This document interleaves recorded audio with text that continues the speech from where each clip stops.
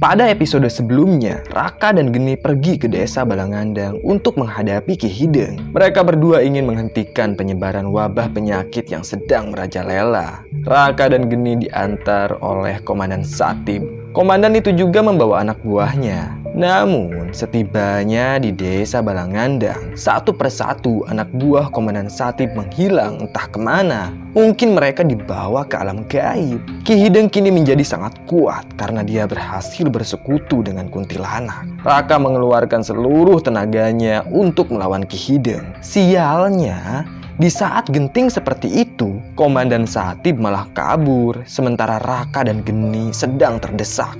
Getok juga tidak bisa menolong mereka karena ilmu hitam yang dimiliki Ki Hideng sangat kuat. Saat itu, kaki Raka ditarik oleh tangan kuntilanak yang menjulur dari dalam sumur. Ia tak sanggup lagi mengeluarkan ajian Braja Musti. Semakin tua, fisik Raka semakin lemah. Dia bergelantungan di tepi sumur, sementara Getok dan Geni dicekik oleh Ki Hideng. Dan tiba-tiba saja terdengar suara raungan aneh dari kejauhan. Ki Hideng kaget. Dia mendongak ke langit mencari sumber suara itu.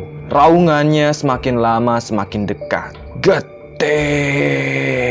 Begitulah yang terdengar oleh Ki Hideng. Lalu, di antara batang-batang pohon, tampaklah Pocong Duloh berdiri di sana. Wajahnya datar dan sangat menakutkan. Melihat keberadaan Pocong Duloh, Ki Hideng langsung melempar Geni dan Getok. Lelaki tua itu ternyata mau menyerang Duloh. Dan dengan secepat kilat, tubuh Ki Hideng menghilang begitu saja. Tahu-tahu sudah ada di hadapan Duloh. Dengan ilmu hitam yang ia miliki, Ki Hideng meninju perut Duloh sampai bolong. Lengan Ki Hideng menembus perut Duloh. Tapi pocong itu tak berkutik sama sekali. Dia malah menatap Ki Hideng dengan tatapan yang sangat mengerikan. Ki Hideng menarik kembali lengannya. Dia mencekik kepala Duloh dan berusaha mengangkatnya. Namun, tubuh Duloh seperti batu besar yang susah sekali diangkat. Ki Hideng sampai meringis. Dia mengeluarkan seluruh kekuatannya untuk mengangkat tubuh Duloh. Sementara itu, Geni lari ke arah sumur. Dia berusaha mengangkat ayahnya yang masih bergelantungan di sana. Tarikan kuntilanak dari dalam sumur sangat kuat. Getok pun membantu Geni hingga akhirnya Raka berhasil dikeluarkan dari dalam lubang sumur.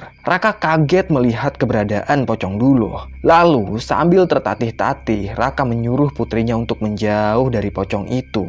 Mereka menyaksikan pertarungan Ki Hideng dengan Pocong Duloh dari kejauhan. Ki Hideng masih berusaha mengangkat tubuh Duloh. Dan entah apa yang terjadi, tiba-tiba saja tubuh Ki Hideng terpental sangat jauh. Seperti ada energi yang memukul tubuhnya. Sementara itu, perut Duloh yang bolong perlahan menutup kembali berkat ajian Pancasona. Pocong itu pun terbang perlahan mendekati Ki Hideng. Dengan susah payah, Ki Hideng pun bangkit. Kali ini, dia mengeluarkan golok dari serangkanya. Itu bukan golok sembarangan. Ukurannya cukup panjang. Ada ukiran aksara Sangsakerta pada golok tersebut.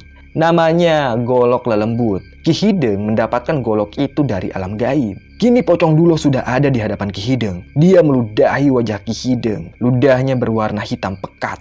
Namun, tampaknya ludah pocong tidak mampu melukai Ki Hideng. Lelaki tua itu malah tersenyum sambil mengusap wajahnya dengan lengan kanan. Golok lelembut yang dipegang Ki Hideng mengeluarkan cahaya berwarna keemasan. Dia pun langsung menebaskan goloknya ke leher Duloh. Kepala Duloh mental, tubuhnya juga ambruk. Kemudian Ki Hideng lari menghampiri kepala Pocong Duloh. Dia memegang kepala tersebut lalu mencincangnya menggunakan golok lelembut. Kepala Duloh acak-acakan. Tengkoraknya hancur tak karuan. Darah hitam pekat muncrat dari kepala Duloh hingga membasahi wajah Ki Hideng. Ki Hideng yakin golok lelembut itu bisa mengalahkan Pocong Duloh. Setelah kepala Duloh hancur, Ki Hideng menghampiri tubuh Duloh yang masih tergeletak di atas tanah. Dia meludahi tubuh Duloh itu sambil tertawa terbahak-bahak. Sementara itu, Raka, Geni, dan Getok masih berdiri di antara batang-batang pohon. Getok menyuruh Geni untuk lari, tapi wanita itu pantang menyerah. Geni dan Raka bukan orang yang pengecut. Apapun yang terjadi, mereka akan terus melawan Ki Hideng. Getok dengan sisa tenaga yang ada, dia melompat ke arah Ki Hideng. Sebelum ia berhasil menyerang lelaki tua itu, golok lelembut menebas tubuh Getok. Getok menjerit kesakitan seperti sedang disiksa, lalu perlahan menghilang begitu saja. "Getok!" teriak Geni. Namun wujud Getok sudah tidak ada. Makhluk itu tak sanggup menahan kesaktian golok lelembut milik Ki Hideng. Kini hanya tinggal Geni dan Raka. Perlahan Ki Hideng mendekati mereka berdua. Golok yang dipegangnya masih mengeluarkan cahaya keemasan. Raka dan Geni mundur beberapa langkah. Si Raka tak sanggup lagi mengeluarkan ajian Braja Musti. Tubuhnya sangat kelelahan. Sementara itu, dari dalam lubang sumur, menjulur kedua tangan kuntilanak yang amat panjang. Perlahan, kedua tangan itu mendekati Geni dan Raka. Kini, mereka berdua semakin terdesak. "Getih!" Suara Duloh terdengar kembali dari belakang Ki Hideng. Ternyata Duloh dengan ajian pancasonanya berhasil hidup kembali. Tubuhnya juga utuh. Ki Hideng membalikkan badan. Dia kaget, ternyata golok lelembut tak mampu mengalahkan Duloh. Ki Hideng semakin marah saja. Kini dia akan mempertaruhkan nyawanya demi menghabisi pocong itu.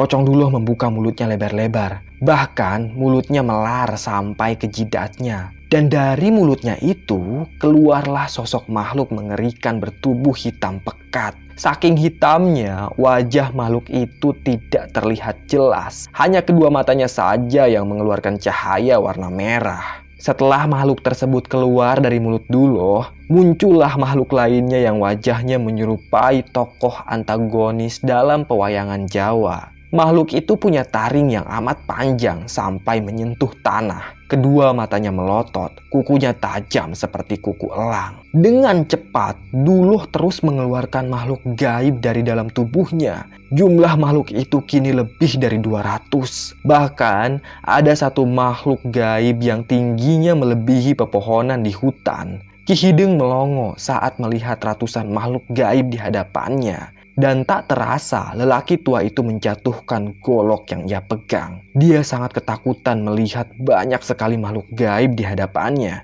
Sementara itu, setelah Duloh mengeluarkan ratusan makhluk gaib dari dalam tubuhnya, wujud Duloh malah berubah menjadi sosok pemuda yang mengenakan celana hitam dan baju warna kecoklatan. Baju itu sangat lusuh, juga penuh noda lumpur. Duloh kembali ke wujud aslinya sebagai seorang buruh tani. Hal itu memang sulit dipercaya. Mimik wajah Duloh seperti orang kebingungan.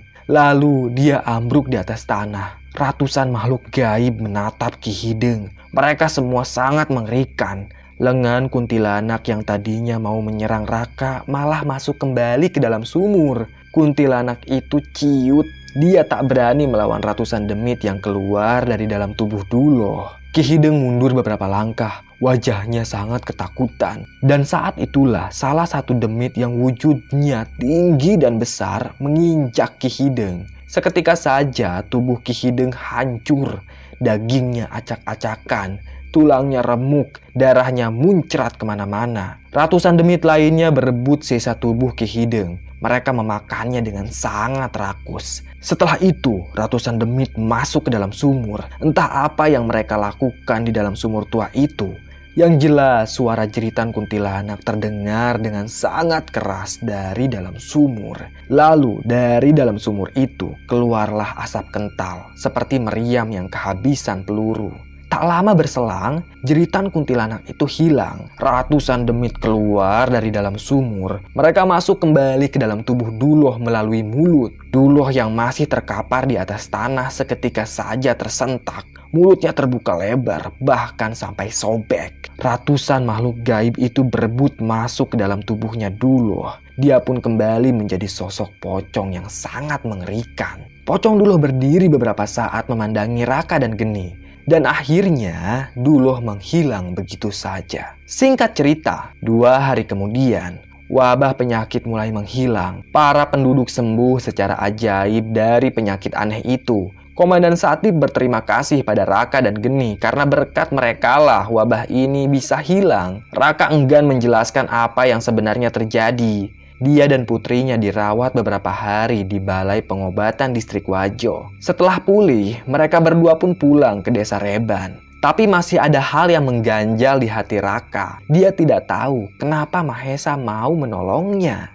Tapi Raka tidak mau ambil pusing. Yang penting sekarang dia sudah bisa memusnahkan wabah itu. Kalau menurut Mbah, mungkin saja Mahesa ini berubah pikiran sehingga muncul sisi kemanusiaan di dalam hatinya. Atau mungkin saja ada alasan lain. Entahlah, mungkin kalian bisa tebak sendiri kenapa Mahesa mau menolong Raka dan Geni. Baik, mari kita fokus ke cerita Komandan Satib. Saat wabah itu sudah mulai menghilang, Komandan Satib malah mencari cara agar bisa memusnahkan Pocong Duloh. Bagi Satib, Pocong itu adalah penyakit di distrik Wajo. Bisa jadi Duloh muncul kembali lalu meneror aparat di distrik Wajo. Di sisi lain, Komandan Satib tidak tahu bagaimana cara memusnahkan pocong itu. Tapi ternyata ada satu orang yang kemungkinan bisa mengalahkan Duloh. Apakah kalian semua masih ingat dengan Sujoni dan komplotannya yang menemukan Duloh di atas bak rel kereta batubara?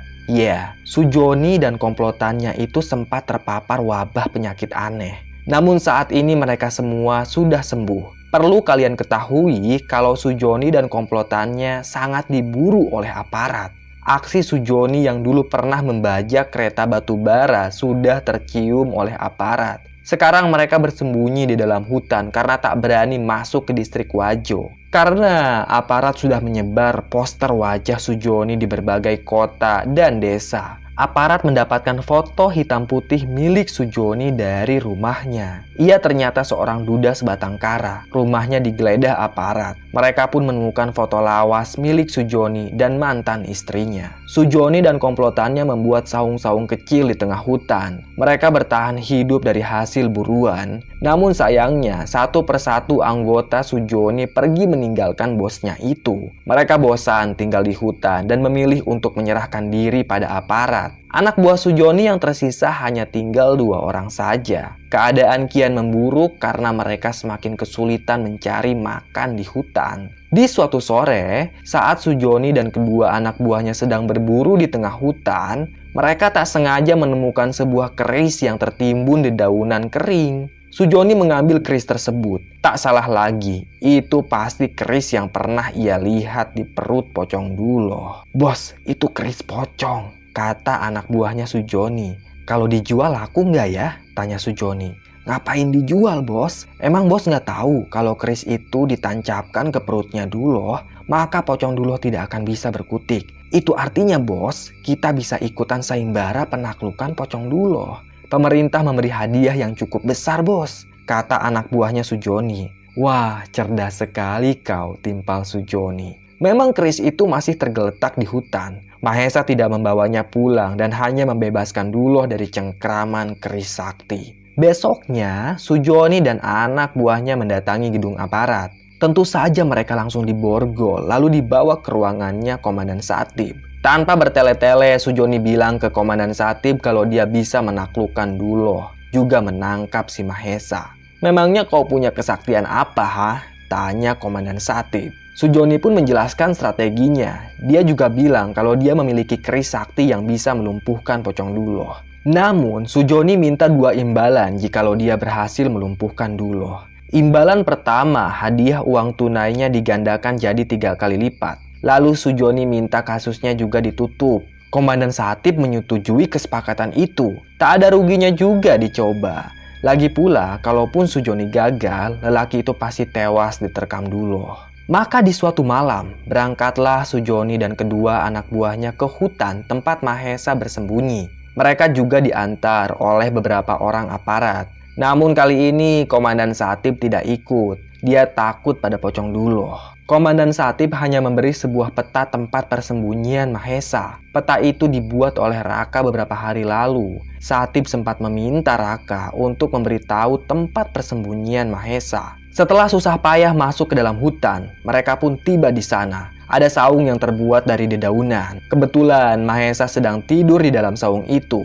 Para aparat langsung menangkap Mahesa dengan jaring. Anak itu tak bisa berkutik. Dia berteriak memanggil Duloh. Dari langit-langit hutan, terdengarlah suara raungan Duloh yang mengucapkan kata getih. Duloh menerkam salah satu aparat. Dia mencabik-cabik leher aparat tersebut. Sujoni pun tak tinggal diam. Dia mengeluarkan keris sakti, lalu dengan mudah menancapkan keris itu tepat di punggungnya Duloh. Duloh yang sedang menggerogoti leher aparat. Dia tidak dapat berkutik saat keris ditancapkan tepat di punggungnya. Pocong itu pun langsung lemas lalu ambruk begitu saja. Sementara aparat yang lehernya digerogoti sudah tewas dengan sangat mengenaskan. Mereka membawa Pocong Duloh dan Mahesa ke gedung aparat. Mahesa diadili. Dia dijatuhi hukuman penjara selama 150 tahun. Vonis itu sangat cocok untuk Mahesa ketimbang hukuman mati karena memang Mahesa sulit sekali dibunuh. Dia akan dikurung dalam penjara seumur hidupnya. Hukuman 150 tahun itu tentu sangat lama. Satib berharap Mahesa mati dan membusuk di penjara. Lain halnya dengan Pocong Duloh. Pocong itu tidak dikubur atau dibakar. Mereka malah membuatkan museum untuk Pocong Duloh. Duloh dimasukkan ke dalam lemari kaca layaknya barang antik. Mereka memberi nama museum itu dengan sebutan Museum Duloh. Setiap harinya banyak orang yang datang ke distrik Wajo hanya untuk melihat wujud asli dari Pocong Duloh. Museum Duloh buka dari jam 9 pagi sampai 9 malam. Ada seorang lelaki yang bertugas menjaga museum itu. Namanya Acep. Umurnya sekitar 25 tahun. Tugasnya menjaga museum dan menyetorkan uang pada Komandan Satib. Di suatu malam, sekitar jam setengah 11, ada yang mengetuk pintu museum. Beberapa kali pintu itu diketuk, tapi Acep tak kunjung membukakan pintu. Barangkali lelaki itu sudah tidur. Namun ternyata pintu terus diketuk. Terdengarlah langkah seseorang mendekati pintu. "Maaf, museumnya sudah tutup. Datang lagi aja besok. Museum ini buka dari jam 9 pagi sampai jam 9 malam," kata Acep pada seorang wanita muda berparas cantik yang berdiri di depan pintu museum. Wajah Acep tampak ngantuk sekali. "Bolehkah aku masuk sebentar saja? Aku datang jauh-jauh ke sini ingin melihat Pocong Duloh," ucap wanita itu. "Maaf, tidak bisa. Jam kerja saya udah selesai," jawab Acep. Si wanita mengeluarkan beberapa butir emas dari dompetnya. "Aku akan memberimu butiran emas ini kalau kamu mengizinkanku masuk," ucap si wanita. Acep pun tergiur. Dia menerima butiran emas tersebut lalu menyuruh wanita itu untuk masuk. Sebelum menutup pintu, Acep sempat menoleh sekeliling untuk memastikan kalau tidak ada orang yang melihatnya. Perlahan, Acep berjalan di belakang wanita itu. Ia terkesima dengan tubuh si wanita yang sangat indah dan gemulai. "Kalau boleh tahu, namamu siapa?" tanya Acep dari belakang. Wanita itu pun menghentikan langkahnya. Dia menoleh pada Acep. "Namaku Rara," ucap si wanita sambil tersenyum manis. Selesai. Terima kasih sudah menyimak cerita dari Mbah. Tunggu cerita-cerita lainnya ya. Tetap sehat dan salam getih.